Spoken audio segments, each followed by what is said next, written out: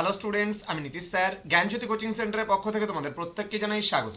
তো স্টুডেন্টস, আজকে আমি তোমাদের সঙ্গে আলোচনা করব মাধ্যমিক ভূগোল, আজকে পার্ট 3 ক্লাস নিয়ে। কেমন? তো এর আগে আমরা দুটো পার্ট নিয়ে অলরেডি আলোচনা হয়েছিল। প্রথম অধ্যায় আমরা আলোচনা করছি এখন, এবং সেখান থেকে বহির্জাত প্রক্রিয়া নিয়ে আজকে আলোচনা করব। এবং বহির্জাত প্রক্রিয়ায় আজকে যে বিষয়টা আমরা আলোচনার বিষয় হবে সেটা হচ্ছে নদীর কাজ ও সৃষ্ট ভূমিরূপ। ডিটেইলসে আলোচনা করব, ডিটেইলসে। কিন্তু সবার আগে তোমাদেরকে বলবো, যারা এখনো পর্যন্ত আমাদের ইউটিউব চ্যানেলটিকে সাবস্ক্রাইব করনি তারা অবশ্যই চ্যানেলটিকে সাবস্ক্রাইব করে পাশে থাকা বেল আইকন অল প্রেস করে দাও, যাতে নেক্সট টাইম থেকে কোনো ভিডিও আপলোড করলে তার নোটিফিকেশন সবার আগে তোমার কাছে পৌঁছে যেতে পারে। এছাড়া তোমরা যদি অনলাইনে যদি আমাদের কাছে পড়তে চাও তাহলে অবশ্যই যোগাযোগ করো 7076398606 নম্বরে, অথবা 6295916282 নম্বরে। তোমাদের টোটাল কোর্স ফি রয়েছে মাত্র 20 টাকা মাসিক বেতন হিসাবে।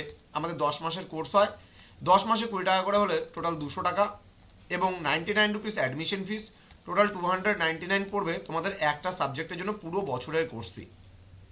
তো দেরি কিসের? এত স্বল্প মূল্যে কোর্স একমাত্র আমরা করিয়ে থাকি।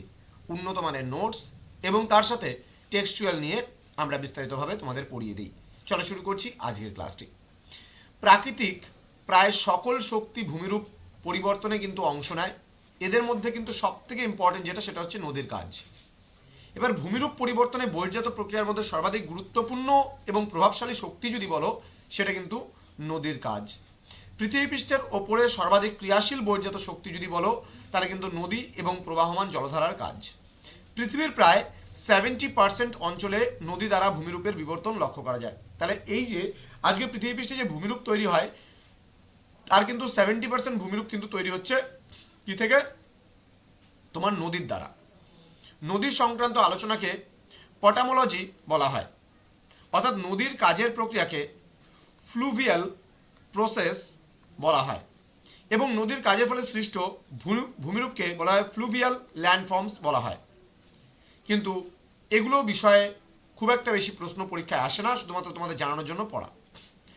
এবার আমাদের নদীর ধারণা আমরা একটু জেনে নিই। হ্যাঁ, নদী হলো একটি স্বাভাবিক প্রবাহমান জলধারা। মানে নদী কিন্তু নিজে থেকেই তার রাস্তাটা করে নেয়। অর্থাৎ পাহাড় পর্বত থেকে যখন কোনো হিমবাহ থেকে বরফ গলে গিয়ে নদীর সৃষ্টি হয়, এবং সেই জলধারা কিন্তু প্রবাহমান যে হয় সেটা কিন্তু স্বাভাবিক গতিতে একটি নির্দিষ্ট খাদ বরাবর প্রবাহিত হয়। উঁচু কোনো স্থান অর্থাৎ পার্বত্য অঞ্চল থেকে সৃষ্টি হয়ে ভূমির ঢাল অনুসরণ করে মধ্যাকর্ষণ শক্তির টানে প্রবাহিত হয়ে অন্য কোনো বড় নদী বা জলাশয় কিংবা হ্রদ কিংবা সমুদ্রে গিয়ে পতিত হয়। যেমন ভারতের দীর্ঘতম নদীর নাম বলতে পারো গঙ্গা। গঙ্গোত্রী হিমবাহ থেকে সৃষ্টি হয়েছে ভাগীরথী নদীর। বিশেষ করে গঙ্গা নদীর উৎসস্থলের নাম হচ্ছে ভাগীরথী নদী। কেমন? তো গঙ্গোত্রী হিমবাহ থেকে সৃষ্টি হয়ে ভূমির ঢাল অনুসরণ করে বঙ্গোপসাগরে কিন্তু পতিত হয়েছে। এবার গঙ্গা নদীর বৃহত্তম উপনদীর নাম যদি বলি, তাহলে সেটা যমুনা, এবং যমুনা কিন্তু ডান তীরের উপনদী। পৃথিবীর দীর্ঘতম নদীর নাম হচ্ছে নীলনদ। দ্বিতীয় দীর্ঘতম নদীর নাম হচ্ছে আমাজন। কেমন? পৃথিবীর বৃহত্তম নদীর নাম কিন্তু আমাজন, সর্বাধিক জল বহনকারী। তাহলে যদি বলে পৃথিবীর দীর্ঘতম মানে লম্বায় সবচেয়ে বড় যদি বলি, তাহলে আমরা বলতে পারি নীলনদকে, পৃথিবীর মধ্যে সব থেকে বড়। আর দ্বিতীয় দীর্ঘতম হলো আমাজন। আর পৃথিবীর বৃহত্তম নদী, যেখানে জল সবচেয়ে বেশি বহন করে যদি কোনো নদী, তাহলে সেটা হচ্ছে আমাজন। পৃথিবীর ক্ষুদ্র নদী হলো মার্কিন যুক্তরাষ্ট্রের ডি নদী। এটা অনেকেই জানো না, হয়তো নীল নদের নাম সবাই শুনেছো, আমাজনের নামও সবাই শুনেছো, কিন্তু এই পৃথিবীর যে ক্ষুদ্রতম নদী মার্কিন যুক্তরাষ্ট্রে যেটা অবস্থিত, ডি নদী, এটা সব থেকে ছোট নদী পৃথিবীর মধ্যে। তো স্টুডেন্টস, এমনই ইনফরমেটিভ তথ্য আমরা তোমাদেরকে দেবো, কিন্তু তার জন্য তোমাদের চ্যানেলটিকে সাবস্ক্রাইব করে পাশে থাকা বেল আইকন অল প্রেস করে দিতে হবে, তাহলেই কিন্তু নেক্সট টাইম থেকে তোমরা ক্লাসগুলো পাবে। এবার গঙ্গা নদী কখন সৃষ্টি হলো? আমি আগেই বলেছি, উৎসস্থলে গঙ্গা নদীর নাম হচ্ছে ভাগীরথী নদী, এবং এই ভাগীরথী নদী এবং অলকনন্দা নদীর মিলিত প্রবাহের ফলে কিন্তু গঙ্গা নদীর সৃষ্টি হয়েছে। এটা প্রিভিয়াস ইয়ারেও পরীক্ষায় এসেছিল, খুবই গুরুত্বপূর্ণ প্রশ্ন। এবং এই যে অলকনন্দা এবং ভাগীরথী, এই দুটো নদী মিলিত হয়েছে কিন্তু দেবপ্রয়াগে। কেমন? এবং ভাগীরথী এবং অলকনন্দা নদীর মিলিত প্রবাহই কিন্তু গঙ্গা নদী নামে পরিচিত। এবং এই যে আমি পড়াগুলো তোমাদের পড়াচ্ছি, ইনফরমেটিভ তথ্যগুলো দিচ্ছি, এগুলো কিন্তু ইন ফিউচারে তুমি যদি WBCS এর মতন পরীক্ষা দাও এবং যে কোনো গভর্নমেন্ট জবের পরীক্ষা দাও, তাহলেও কিন্তু তোমার কিন্তু এই প্রশ্নগুলো থেকে অনেক প্রশ্নই আসে। এবার আমরা জানবো নদীর প্রবাহ পথ সম্পর্কে এবং গতিপথ সম্পর্কে। অর্থাৎ যে পথ বরাবর নদী প্রবাহিত হয় তাকে নদীর প্রবাহ পথ বা গতিপথ বলে। একটি আদর্শ নদীর নাম হচ্ছে গঙ্গা নদী। কাকে আদর্শ নদী বলা হয়? যেই নদীর তিনটি গতিপথই আমরা লক্ষ্য করতে পারি, অর্থাৎ উচ্চগতি, মধ্যগতি এবং নিম্নগতি, সেই নদীকে আদর্শ নদী বলা হয়। যেমন গঙ্গা নদীর উচ্চগতি, মধ্যগতি এবং নিম্নগতি তিনটা গতি কিন্তু পরিলক্ষিত হয়। এবার উচ্চগতি পার্বত্য অঞ্চলে প্রবাহিত নদীর অংশ, মধ্যগতি হচ্ছে মালভূমি অঞ্চলে প্রবাহিত নদীর অংশ এবং নিম্নগতি হচ্ছে সমভূমি অঞ্চলে প্রবাহিত নদীর অংশ। আমরা চলে যাব পরবর্তী পর্যায়ে, কিন্তু তার আগে আমরা জেনে নিই। দেখো, যৌবন বা নদীর উচ্চ প্রবাহ বলি যেই সময় পর্বত যে অংশটা আসে সেই অংশটা, দেন পরিণত পর্যায়ে যেটা আমরা বলি মালভূমি অংশ সেটা, এবং বার্ধক্য পর্যায়ে বলি সমতল ভূমি, যখন নদীটা গিয়ে একটা সাগরে গিয়ে বা কোনো একটা মোহনায় গিয়ে মিশছে। এবার জলচক্রের অংশ হিসাবে নদী আমরা দেখলাম। এবার জলচক্রের ধারণা একটু জেনে নেব। যে চক্রাকার পদ্ধতিতে জল সমুদ্র থেকে বায়ুমণ্ডল এবং বায়ুমণ্ডল থেকে ভূপৃষ্ঠে এবং ভূপৃষ্ঠ থেকে পুনরায় সমুদ্রে ফিরে আসে, এই মানে প্রবাহকে বা এই চক্রাকার প্রবাহকে জলচক্র বলে। এবার জলচক্রের উপাদানগুলো কি কি? দেখো, সবার প্রথমে নদীর জল বাষ্পীভূত হচ্ছে, বাষ্পীভূত হওয়ার পরে ঘনীভবন প্রক্রিয়ায় অধক্ষেপণ হয়ে পৃষ্ঠ প্রবাহ দেখা দিচ্ছে এবং অনুপ্রবেশ করছে প্রচ্ছেদন প্রক্রিয়ায়। ক্লিয়ার? তো জলচক্রের প্রধান অংশ হলো মহাসমুদ্র। কেমন? এবার জলচক্রের গুরুত্ব কি রয়েছে? বলছে জলচক্রের মাধ্যমে পৃথিবীব্যাপী জলের ভারসাম্য বজায় থাকছে। জলচক্র কিন্তু বাস্তুতন্ত্রকে রক্ষা করতে সাহায্য করছে আমাদের। দেন পৃষ্ঠ প্রবাহ এবং নদীতে মানে নদী সৃষ্টিতে সাহায্য করছে। দেন বলছে মেঘ বৃষ্টি ঘটাতে সাহায্য করছে। উদ্ভিদ ও মৃত্তিকা জল সমৃদ্ধ হয়ে জলচক্র দ্বারা মানে জলচক্র তৈরি করছে। দেন অধক্ষেপণের 7% জল কিন্তু পৃষ্ঠ প্রবাহ রূপে আবার সমুদ্রে ফিরে আসছে। ক্লিয়ার? এবার উপনদীর কথা আমরা বলবো। পার্বত্য অঞ্চলে যেসব ছোট নদীগুলি প্রধান নদীকে জল দিয়ে সৃষ্টি করতে সাহায্য করে তাদের আমরা বলি উপনদী। যেমন সাপোজ মনে করো একটা মূল নদী বয়ে যাচ্ছে, কোনো একটা নদী এসে এই মূল নদীকে যখন জল দিচ্ছে তখন আমরা সেই নদীকে কি বলছি? তখন আমরা সেই নদীকে বলছি উপনদী। কেমন? এবার আমরা চলে আসবো উপনদীর কিছু বৈশিষ্ট্য। উপনদীর বৈশিষ্ট্যগুলো কি কি রয়েছে জেনে নিই। উপনদীগুলি পার্বত্য অঞ্চলে দেখা যায়। উপনদী সাগর বা সমুদ্রের সাথে মিলিত হয় না। উপনদীর সংখ্যা বেশি হলে প্রধান নদীতে জল বেশি হয়, যেমন যমুনা হলো গঙ্গার উপনদী। এবার আমরা জেনে নেব শাখা নদী সম্পর্কে। অর্থাৎ একটা মূল নদী বয়ে যাচ্ছে, কিন্তু সেখান থেকে যখন একটা প্রবাহ নদী অন্যদিকে চলে যাবে তখন তাকে আমরা শাখা নদী বলি। এখানে বলেছে প্রধান নদী থেকে যে সমস্ত নদীগুলো সৃষ্টি হয় তাদেরকে শাখা নদী বলি। এগুলো বেশিরভাগ নদীর মধ্যে এবং নিম্নগতিতে দেখা যায়। তাহলে নদীর মধ্যগতি এবং নিম্নগতিতে কিন্তু এই শাখা নদীগুলো দেখা যায়। পদ্মাকে মূলত গঙ্গার প্রধান শাখা নদী বলা যেতে পারে, কারণ গঙ্গাটা প্রবাহিত হওয়ার সময় বাংলাদেশে যখন ঢুকে যায় তখন তার নাম হয়ে যায় পদ্মা নদী। ক্লিয়ার? এবার আমরা জানবো ধারণ অববাহিকা কি জিনিস। দেখো, এখানে একটা তোমরা দেখতে পাচ্ছ নদীর বিস্তৃত জায়গা।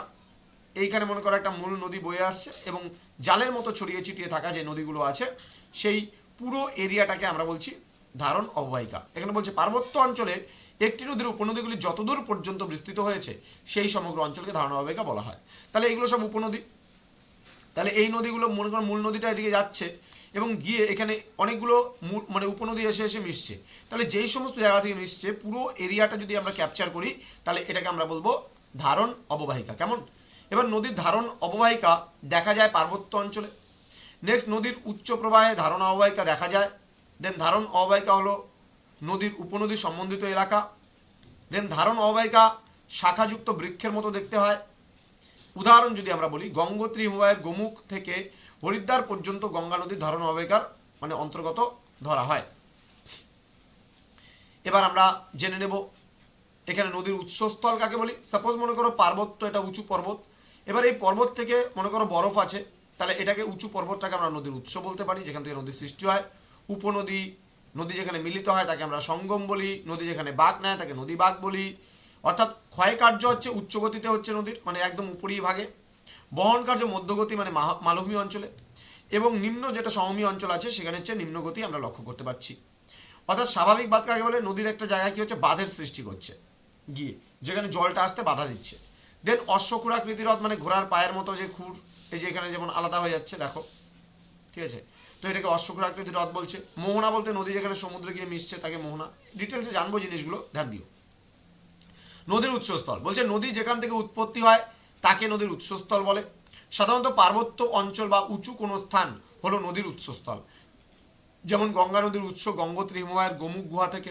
এছাড়া ব্রহ্মপুত্র নদের উৎপত্তিস্থল চেমায়ুংদুং হিমবাহ থেকে। নদীর মোহনার কথা আমরা যদি বলি, নদী যেখানে অন্য কোনো বড় নদী বা সমুদ্রে গিয়ে মেশে তাকে নদীর মোহনা বলে। যেমন গঙ্গা নদীর মোহনা হচ্ছে বঙ্গোপসাগর। নদী খাত কাকে বলে? যে নির্দিষ্ট খাত বরাবর নদী প্রবাহিত হয়ে উৎস থেকে মোহনার দিকে অগ্রসর হয় তাকে নদী খাত বলে।